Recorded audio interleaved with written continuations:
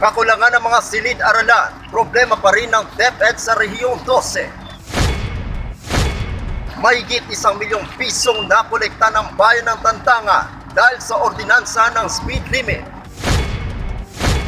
At katutubong sayaw, tampok sa pagdiriwang ng buwan ng wika sa pamahalaang lungsod ng Tacuro.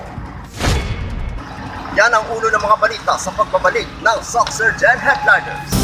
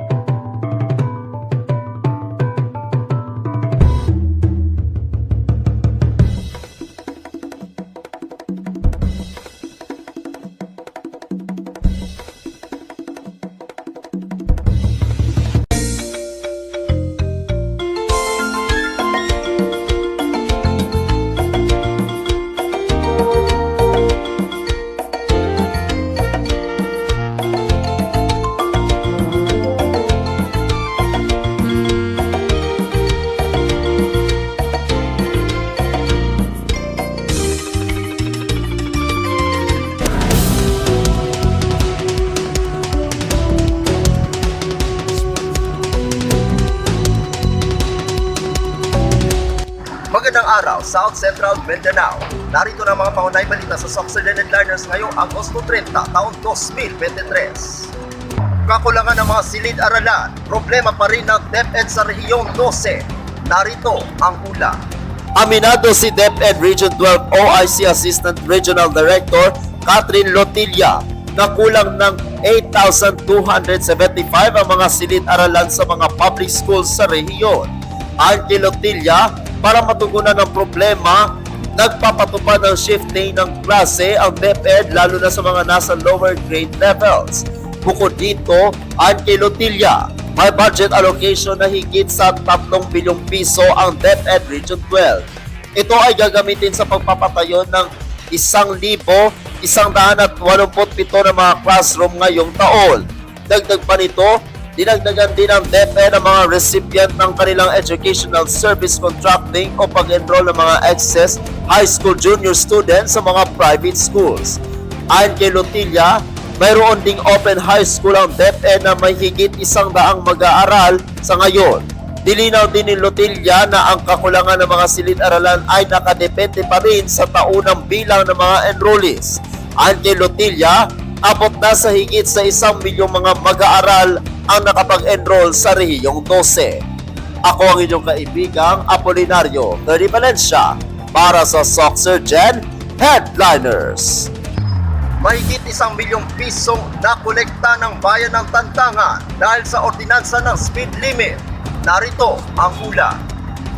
Pumalo na sa halos 1 milyong piso ang nakolektang penalidad ng Traffic Management Unit ng bayan ng Tantangan, lalawigan ng South Cotabato simula noong Enero hanggang Agosto ngayong taon mula sa batas trapiko.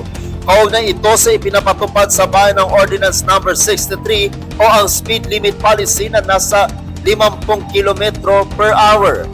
Sa pahayag ni Renato Habing, head ng TMU, sinabi nito na matagal nang ipinapatupad sa bayan ng Tantangan ang nasabing ordinansa simula pa noong taong 2017 na kung saan nasa 100 piso ang multa sa mga violator. Ayon kay Habing, kadalasan sa mga violator ay ang malalaking sasakyan, SUVs, tricycle, motorsiklo at iba pa. Inihayag ng opisyal na agad nilang binibigay sa Treasurer's Office ang kanilang makokolekta na kung saan napupunta umano sa mga projects at programs ang nasabing koleksyon.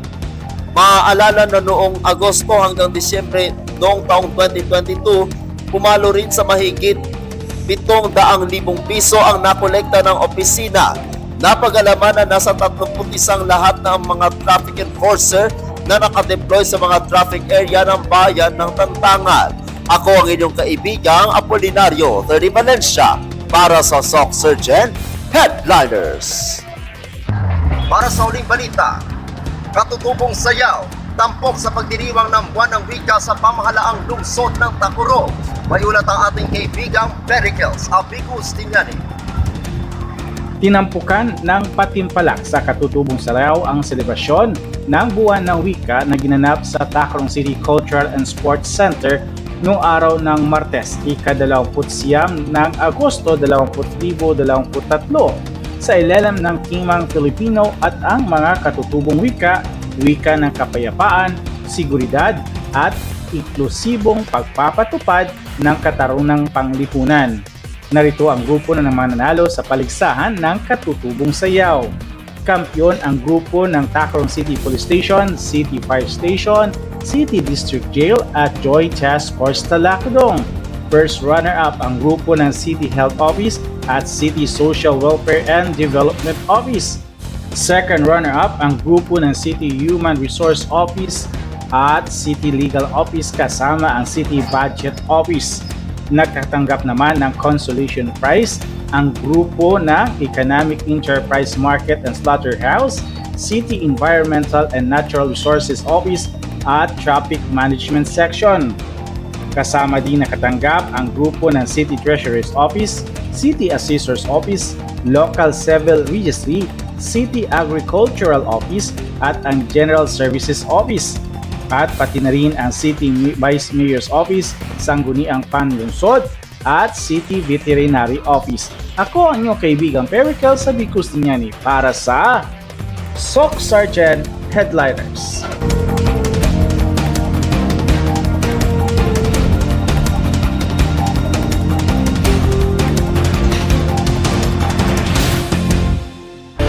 At yan ang kabuuan mga balita sa araw nito. Mga balitang kailangan ninyong malaman, balitang walang kinakampihan, mga balitang totoo, mga balitang may dalang aral at inspirasyon. Ito ang Sock Sergeant Headliners. Hanggang bukas, maraming salamat at magandang araw, kaibigan.